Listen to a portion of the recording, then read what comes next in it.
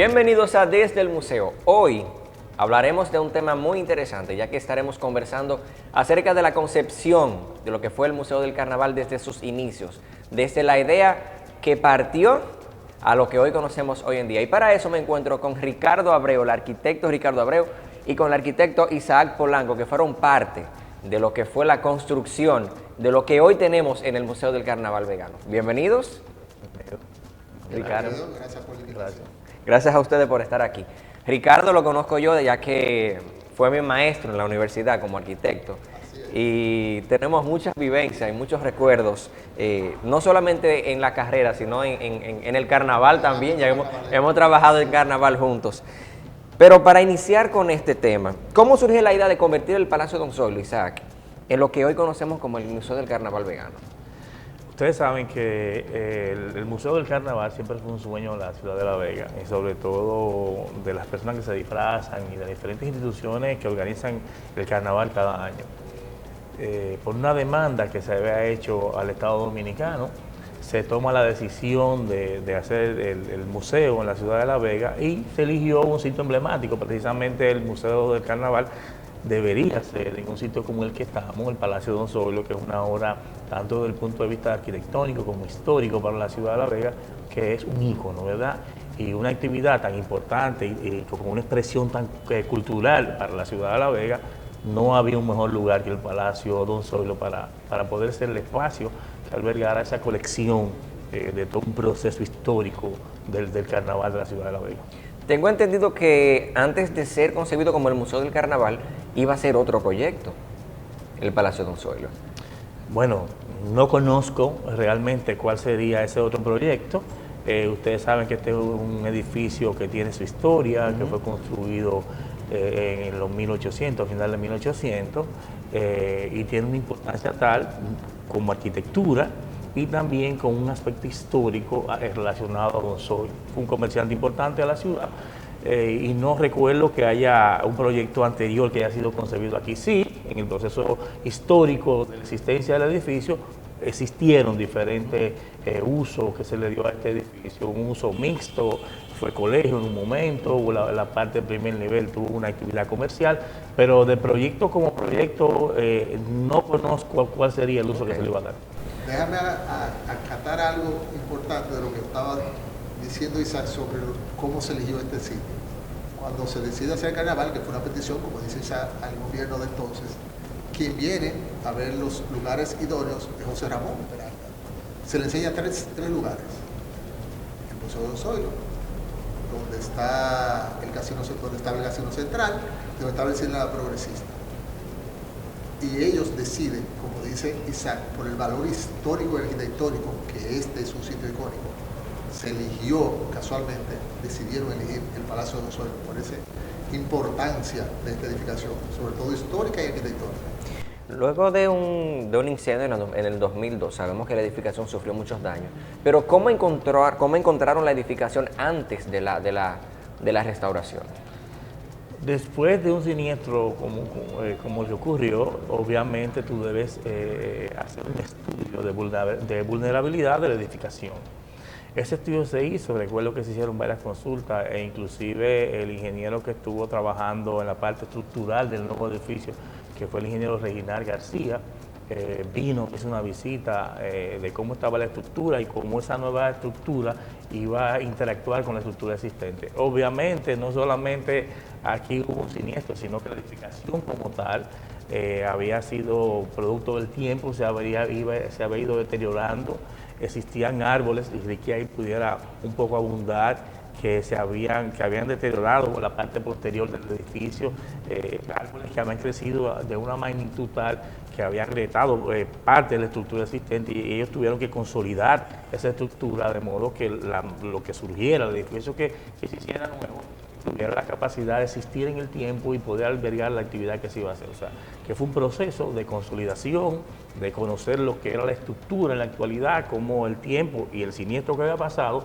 la habían afectado en sentido de su estabilidad y cómo la nueva estructura que se iba a insertar en el edificio podía contribuir a esa estabilidad. Mire, bueno también acatar lo que dice Isaac. Nosotros la encontramos cuando nos llaman, que nosotros ganamos la licitación inauguración de la construcción, vinimos a hacer una inspección. Y como dice Isaac, sobre todo en la parte de atrás, donde es el Salón de los Reyes, que era la cabecera de entonces, ahí habían árboles penetrando en columnas y estaban ya muy deterioradas, que ya los mismos árboles eran que sostenían la estructura. Wow.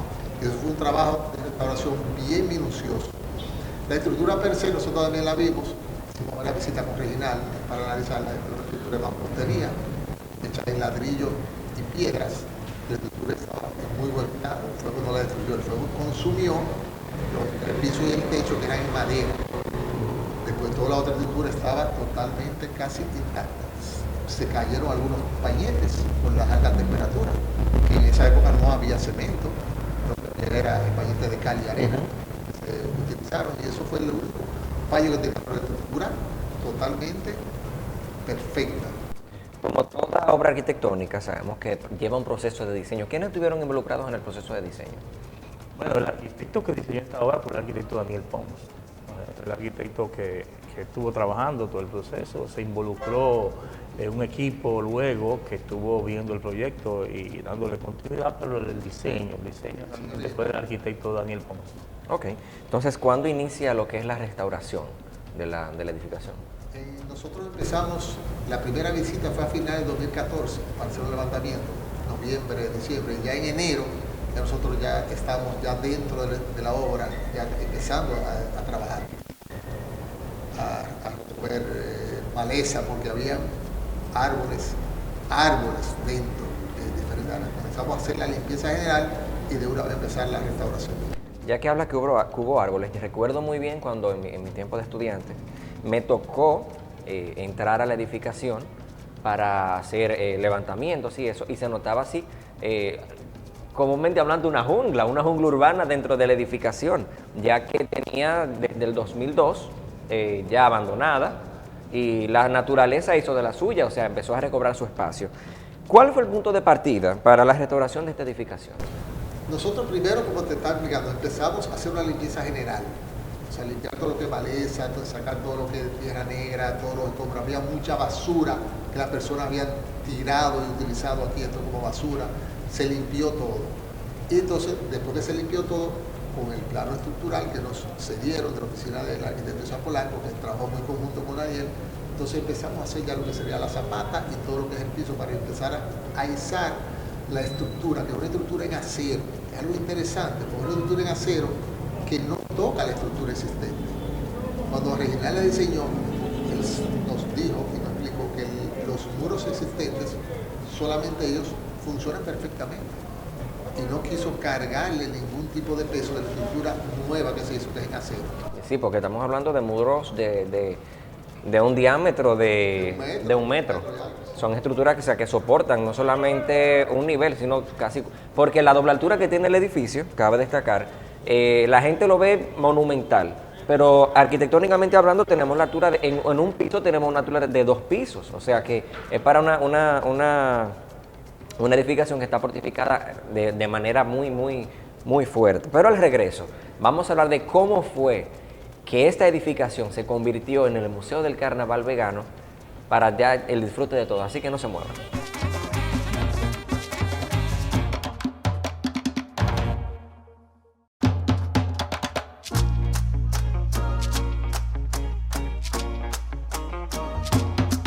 Continuamos en Desde el Museo y qué bueno que sigues en sintonía. Recuerda que puedes seguirnos en Instagram como Museo del Carnaval Vegano RD y suscribirte a nuestro canal de YouTube para que veas todas las ediciones que tenemos en Desde el Museo. Seguimos hablando con estos dos arquitectos que son importantísimos en la ciudad de La Vega acerca de lo que es la edificación del Museo del Carnaval Vegano hacia el Palacio Don Zoilo. ¿Cuáles fueron esas pautas a seguir para la restauración de la edificación? Para la restauración de la edificación, primero se limpió todo lo que era la cal del edificio del pañete, que era el cal y arena. Se remozó todo el pañete, se descubrió las paredes tal cual estaban y se procedió entonces, estando así, a izar la estructura nueva de acero. Porque la estructura de acero está dentro, no toca, pero atraviesa algunos puntos. Hubo que hacer una especie de hueco diseñado por Reginald para nosotros poder traspasar por ahí, pasar las vigas que están pasando y hacer una especie de junta de facción, porque se mueve totalmente diferente.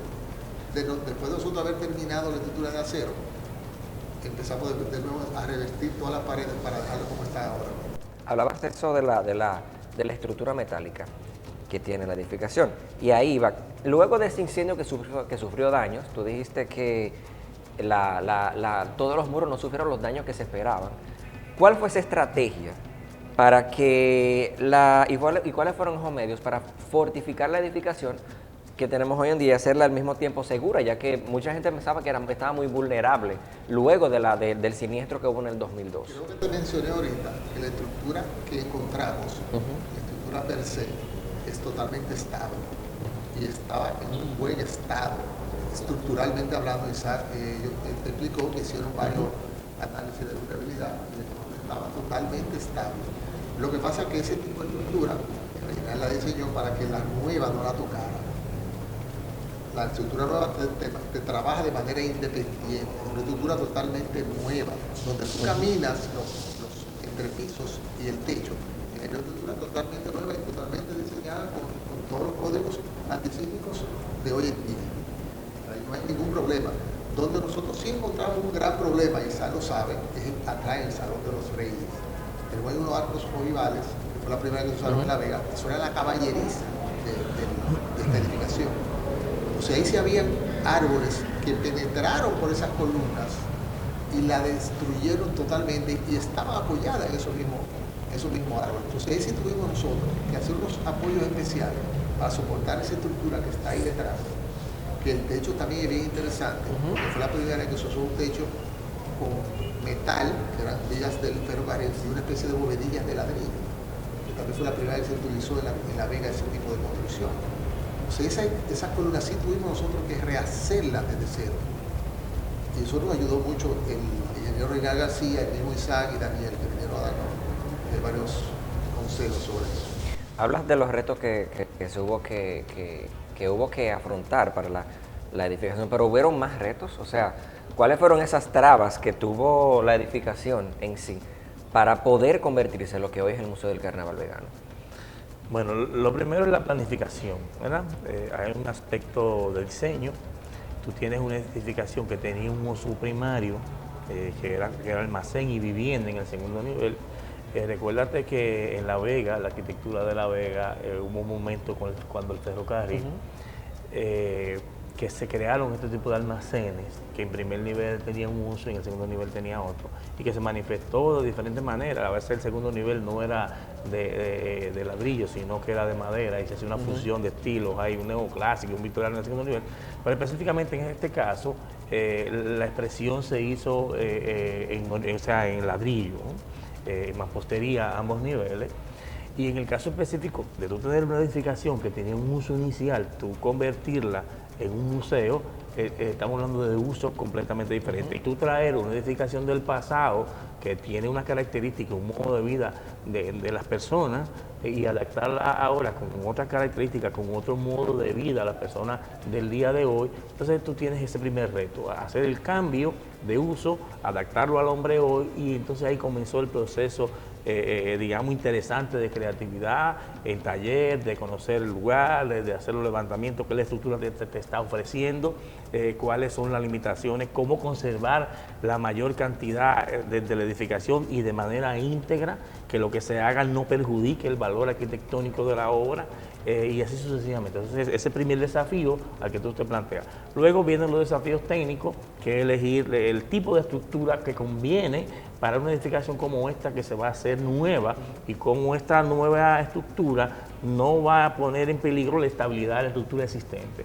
Cuando comenzamos ese proceso de definir el tipo de estructura, decidimos irnos por una estructura metálica, porque entendíamos que una estructura metálica era mucho más fácil de construir.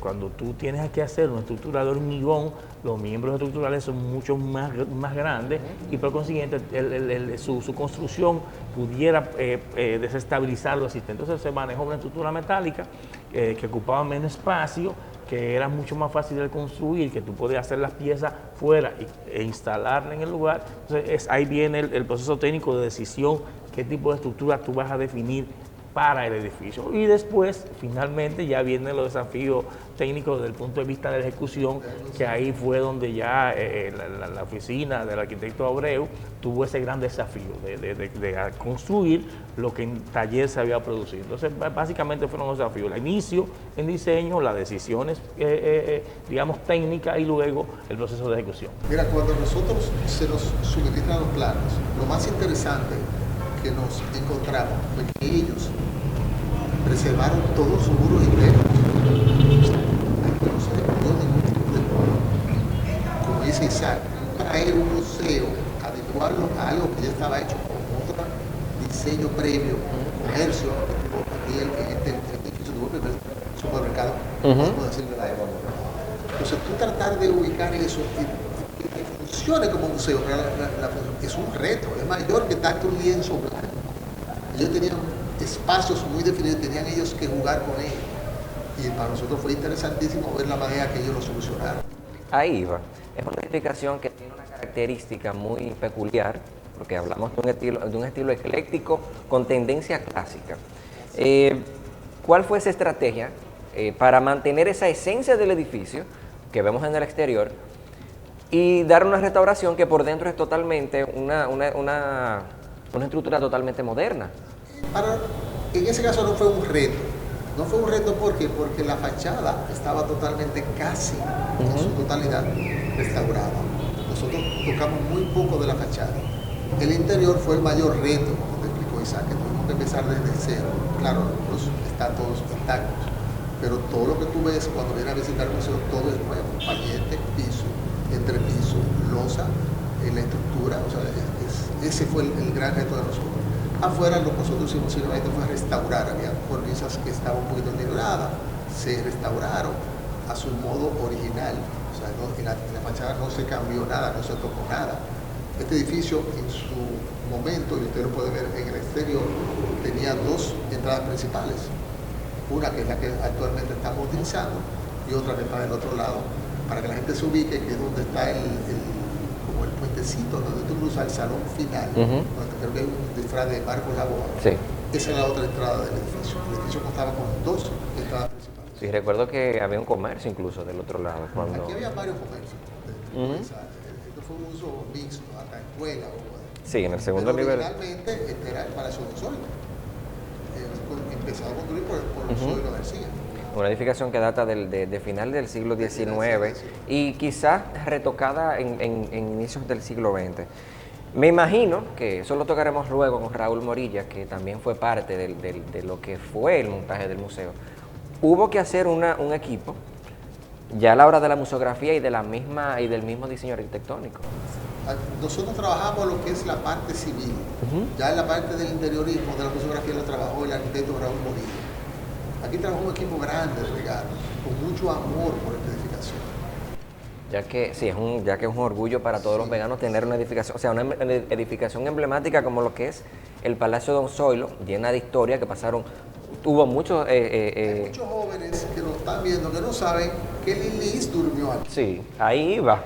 Sí, Son hechos históricos que han pasado en la edificación. Lilis durmió aquí y al otro día lo matan. O sea que en este edificio, como digo, ocurrieron muchas anécdotas históricas de nuestra provincia y del país. Y muchos veganos estudiaron aquí en lo que fue el Colegio Don Luis de Pradel y en la Escuela de Bellas Artes, que también estuvo en esta edificación. Hay una anécdota muy interesante de los balcones que nunca se colocaron. Ustedes saben que Zoilo cogió unos catálogos y vio unos balcones preciosos que los fabricaban en Alemania.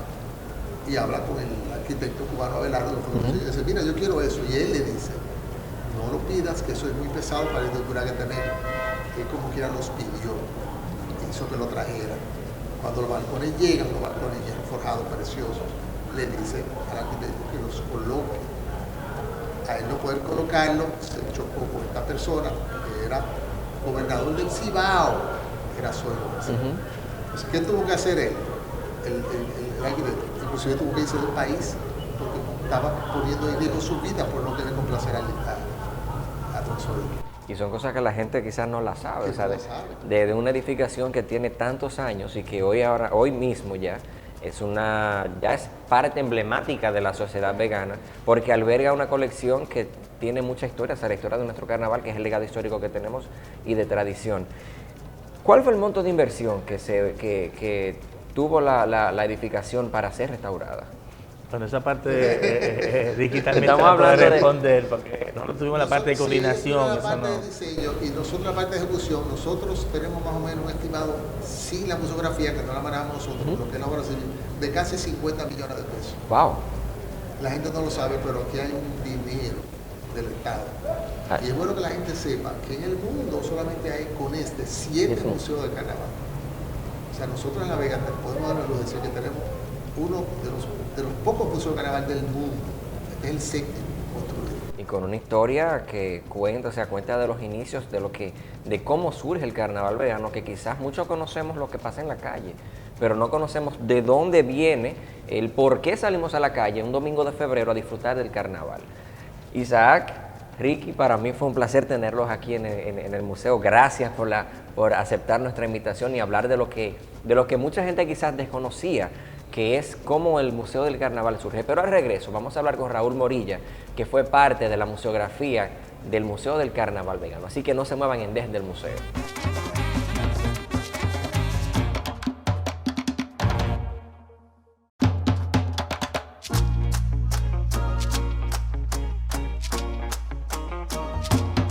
Continuamos en Desde el Museo. Qué bueno que sigues en sintonía con nosotros. Recuerda que este video puedes verlo en el canal de YouTube @Museo Carnaval Vegano RD y seguirnos por nuestras redes sociales @Museo del Carnaval Vegano RD. Ahora me encuentro con un hijo pródigo de la ciudad de La Vega, arquitecto, artista plástico, ganador de múltiples premios debido a su arte, Raúl Morilla. Raúl, ¿cómo te sientes? Bien, bien, bien, gracias por la invitación. Yo me considero de los hijos de Raúl. Sí, sí, son Desde hijos míos, Cintia, todos, son todo mi descendencia. Sí, desde la universidad Raúl, señores, fue mi mentor, al igual que el de la directora del museo, en lo que es el arte, la arquitectura, y tenemos una buena base. O sea, que puede decir Raúl que estamos, ya él está seguro de que se está haciendo un buen trabajo. Raúl, sabes que eres parte de lo que es el montaje del Museo del Carnaval Vegano. Te entregaron al principio una estructura ya terminada. ¿Qué pensaste al principio de que te dieron esto? O sea, dijiste, wow, vamos a montar el Museo del Carnaval Vegano. Sí, lo interesante fue que nosotros estuvimos como en el proceso de terminación del museo, aún no se había concluido la construcción completa y empezamos a trabajar simultáneamente con la culminación de la construcción, la remodelación, lo que nos permitió a nosotros como planificar bien y que algunas áreas, algunos espacios realmente se hicieran a medida de lo que nosotros queríamos plantear. Se recibieron de buena manera algunas sugerencias que hicimos para cambio de algunos aspectos en el diseño y fue un trabajo, vamos a decir que fue un trabajo en buena lid porque esa parte de nosotros que estábamos en el diseño de interior con los contratistas, la firma de César Arturo Abreu y asociado también con Isaac Polanco. Entonces esa conjunción de ideas en un momento que se está terminando la obra es importante porque no encontramos como la obra como un traje de fuerza, sino que hicimos unos ajustes para que funcionara de la manera que nosotros teníamos planificado. Huellas del Carnaval es la exposición que tenemos actualmente en el Museo del Carnaval Vegano. Raúl, ¿cuál fue el primer paso para hacer ese montaje que tenemos hoy en día en las salas del museo? Bueno, mira, nosotros con el equipo de la oficina, los muchachos, nosotros vinimos aquí, estudiamos todo el espacio y pensamos en que cada espacio debe tener como una característica propia, una identidad, porque pensamos que esa exposición o el mismo museo debía de definirse espacialmente por etapa, época, por motivo, según la curadora Isabel Serrano iba a terminar desarrollando vamos a decir, el guión museográfico de la exposición. El paso más difícil o el proceso fue las piezas, o sea, ¿qué tenemos para exhibir? Porque uno como arquitecto, como ese desarrollo de interior, pensamos en el espacio, pero luego lo que se va a colocar dentro, qué es lo que voy a exhibir dentro de ese espacio. Ahí va, o sea, el proceso de selección de las piezas para ser exhibidas. ¿Cuál fue ese proceso que tuvieron que pasar las piezas para ser seleccionadas? Bueno, esa parte, por ejemplo, la curadora Isabel Serrano fue que se encargó de curar esas piezas que nos donaron, que donaron al museo, de clasificarla por valor artístico, por valor histórico y demás. Entonces ella hizo su guión y ella seleccionó las piezas que tenían valor en cualquiera de los dos aspectos o tres aspectos que se definen, y así se seleccionaron las piezas que hoy se exhiben en la exposición. Hablabas de Isabel Serrano, que fue la curadora de la exposición que tenemos actualmente, pero además de Isabel, ¿quiénes intervinieron en el proceso curatorial de la selección de piezas también que tenemos aquí en la exposición Huellas del Carnaval?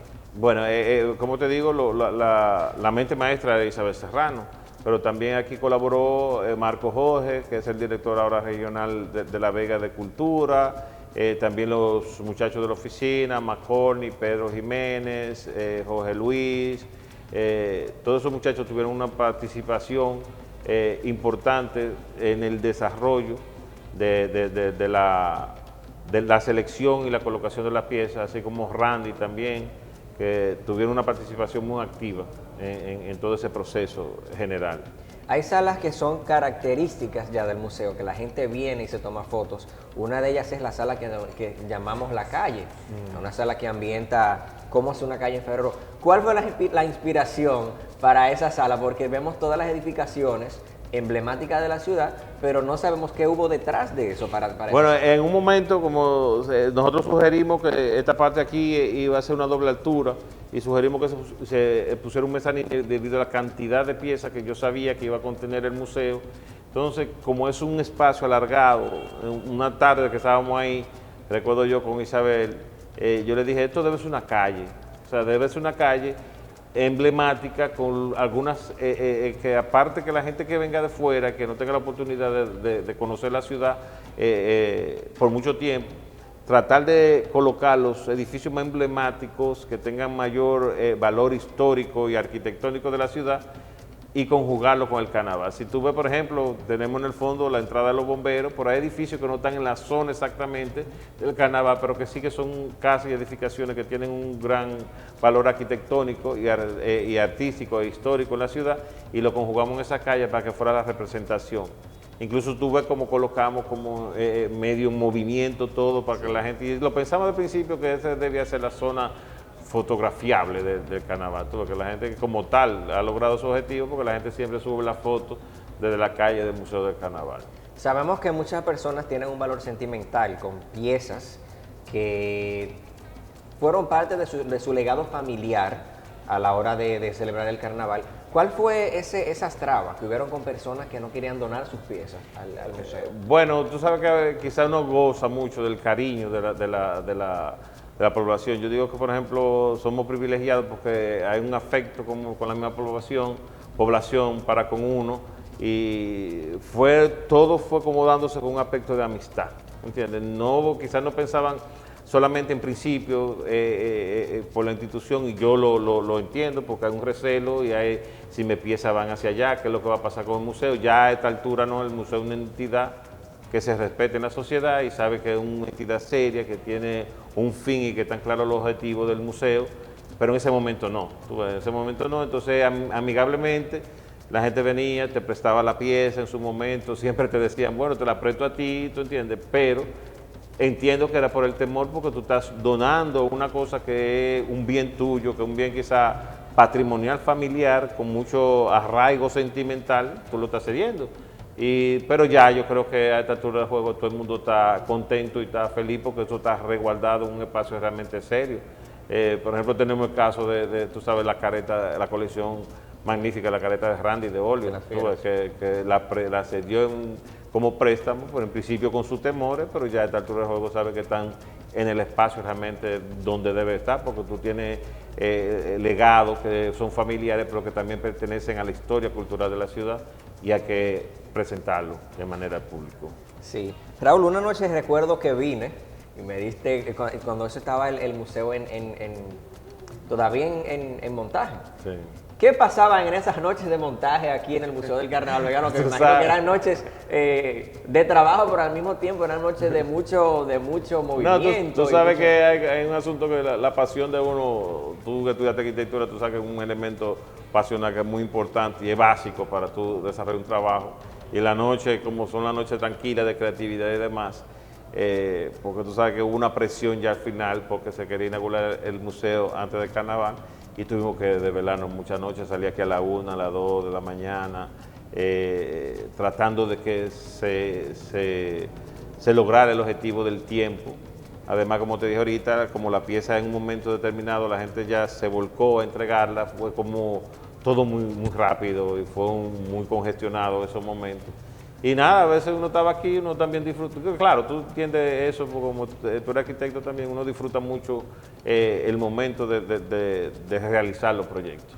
Raúl, ¿cuál fue la traba que tuvo el montaje a la hora de realizar? O sea, ¿cuáles fueron los retos y las dificultades para terminar el montaje de la tienda? No, la dificultad básica, como te dije ahorita, era, teníamos la mansión, pero no teníamos habitantes. O sea, para la estructura, la mega estructura que tenemos, no teníamos suficiente pieza. No teníamos pieza para realmente exhibirla, porque voy y te repito, el carnaval como una cosa tan vegana, tan propia, la gente era muy difícil, que no quería despegarse de esa pieza, porque son cosas que tú las tienes en tu casa, pero tú las tienes con un cariño y un amor que es difícil que tú quieras como ponerla en otro espacio.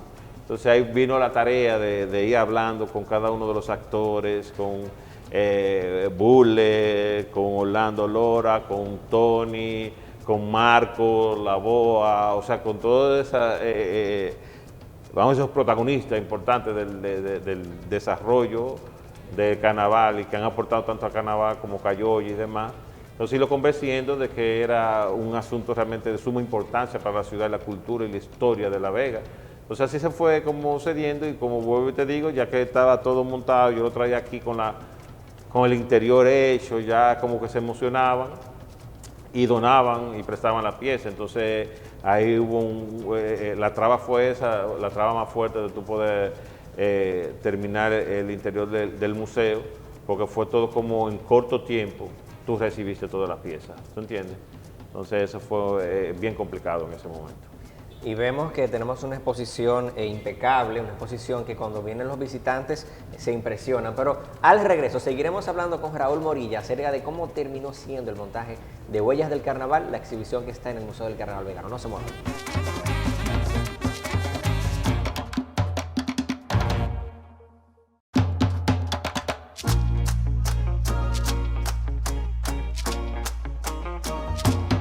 Continuamos en Desde el Museo y seguimos hablando con Raúl Morilla, que fue el responsable de hacer el montaje de la exposición Huellas del Carnaval que se encuentra expuesta en el Museo del Carnaval Vegano.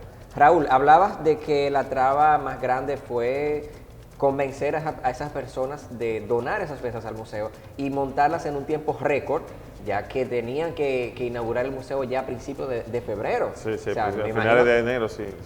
fue un montaje, digamos que rápido, pero al mismo tiempo muy minucioso, porque había que tener una historia contada con las piezas, o sea, tener un guión museográfico que no podía ser montado a la ligera. No, claro. Fue un montaje que todavía hoy en día los visitantes llegan al museo y ya cuando salen conocen la historia a través de las piezas y del recorrido. Raúl, ¿qué pasó ya al momento que tenemos todas esas piezas en el Museo del Carnaval Vegano? Piezas que quizás no se esperaban que iban a llegar aquí.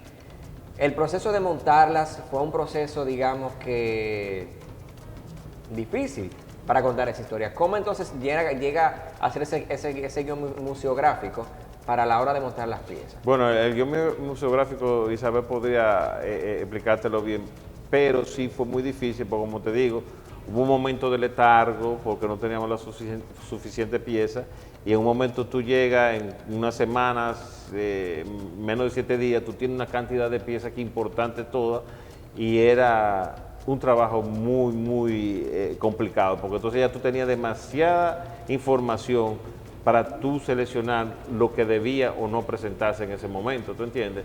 Entonces eso fue un momento muy complicado porque fue como tú esperar algo por un lazo de 2 meses y en una semana tú tener toda esa información con una fecha de inauguración prevista ya. En ese tiempo fue que tú pasaste por aquí de noche, porque realmente estábamos trabajando a la máxima capacidad para poder tener el museo completo antes de la inauguración. Se recibieron piezas, me imagino, con un estado que quizás no estaban a la categoría de ser museables. Me imagino que pasaron por un proceso de restauración. Sí, sí. Hubo, por ejemplo, Cayoya, Marco Jorge, que tienen conocimiento en esos aspectos, muchas piezas que necesitaban estar dentro de la exposición y tuvieron que restaurarse. Sí, porque incluso todavía hoy en día tenemos piezas que están en proceso de restauración para ser exhibidas en nuestra sala. Pero saliendo un poquito del museo, fuiste ganador del concurso de León Jiménez, del concurso de arte. Raúl, pusiste La Vega en alto con esa instalación en el Hotel Las Mercedes. ¿Dónde nace esa inspiración? ¿Y la tendremos aquí en La Vega, algo parecido? Pues realmente la inspiración nace aquí, o sea, hace mucho que yo estaba pensando sobre todo en el Teatro La Progresista y la idea básica fue cuando demolieron la casa de García Godoy aquí y tengo el proyecto empezó aquí. O sea, esa idea la comencé aquí, pero a medida que se convoca el concurso te financia la pieza y demás, bueno, digo yo, pues déjame yo entrar la idea general que era Agonía de la Memoria, entrarla aquí, investigar a ver qué emplazamiento, como lo que fue aquí la casa de García Godoy, que era la casa de, vamos a decir, donde sucedieron muchas cosas, como el Teatro La Progresista también, que es otro proyecto que tengo previamente, y llegando a una investigación, viendo ver las edificaciones o los centros de Santiago que podían tener esa caja de memoria, aterrizamos en el Hotel Mercedes, porque el Hotel Mercedes fue en un tiempo donde se dio todo en Santiago. Entonces la intervención la llevamos allá. Claro está que yo tengo muchísimos proyectos aquí en el centro histórico, lo que es un asunto de financiamiento, que tú sabes que es difícil conseguirlo y más en estos pueblos donde no tenemos una cultura de financiar y de patrocinar eventos culturales, ¿entiendes? Eso es muy difícil, pero yo espero que ahora con la ley de mecenazgo que las empresas se animen a apoyar este tipo de eventos, porque yo creo que nosotros tenemos que presentarle otra cara a la juventud. No es simplemente que el joven que tiene 12, 11 y 13 años vea que en los parques lo que hace es que se bebe, que se usa juca y demás. No podemos culpar a ese joven de que vaya a los 15, 16, 17 años al Parque del Estudiante a beber alcohol, a fumar juca o lo que sea, porque es que no ha visto otra actividad. Raúl, ahora que mencionas ese tema de la cultura en la ciudad de La Vega, ¿ves en un futuro que la cultura tenga un buen relevo en la ciudad de La Vega con artistas emergentes? Sí, sí, yo tengo mucha esperanza porque yo veo un grupo de jóvenes, por ejemplo, ahí está el grupo de arte joven vegano. Yo creo que veo un grupo de jóvenes que están muy entusiasmados y son muchachos que vienen descollando y que tienen realmente intenciones que realmente yo creo que en un futuro van a acaparar la escena y yo creo que La Vega puede echar muy adelante culturalmente con esos jóvenes que vienen, talentosos jóvenes que vienen atrás abriéndose camino. Tenemos una sala de exposiciones temporales en el Museo del Carnaval Vegano. ¿Tendremos a Raúl Morilla en esa sala, una exposición con una instalación? Sí, próximamente vamos a planificar ese asunto para estar por aquí por el museo. Qué bueno, Raúl, 1.000.000 de gracias por aceptar nuestra invitación aquí al Museo del Carnaval Vegano. Sabes que las puertas están abiertas para ti. Para nosotros es un placer tenerte en nuestras salas y saber que fuiste parte del montaje museográfico del museo. No, para la satisfacción es mía ver que 2 muchachos que fueron tus alumnos estén haciendo un trabajo tan maravilloso, tan encomiable, envidiable en todo el aspecto de museo, porque ustedes se han mantenido activos a pesar de las restricciones del COVID, a pesar del encerramiento, a pesar de todo eso que ha pasado en el año 2020 y parte del 21. Ustedes han mantenido el museo activo, que es lo importante, que entender de esa manera que el museo no es la edificación, que el museo trasciende las paredes de la edificación y ustedes lo han demostrado nacional e internacionalmente, lo cual los felicito y me siento muy orgulloso de que ustedes estén aquí. Es un honor para mí y para la directora esas palabras que has dicho sobre nosotros y sobre el Museo del Carnaval Vegano, que es una institución que se ha mantenido, como dices, a pesar de la pandemia, activa en lo que es la cultura y la tradición de la ciudad. Raúl, gracias por la visita. El museo es tuyo, las puertas están abiertas. Y ustedes, gracias por la sintonía en Desde el Museo. Recuerden que este video estará colgado en YouTube, así que denle like, suscríbanse y nos vemos en la próxima.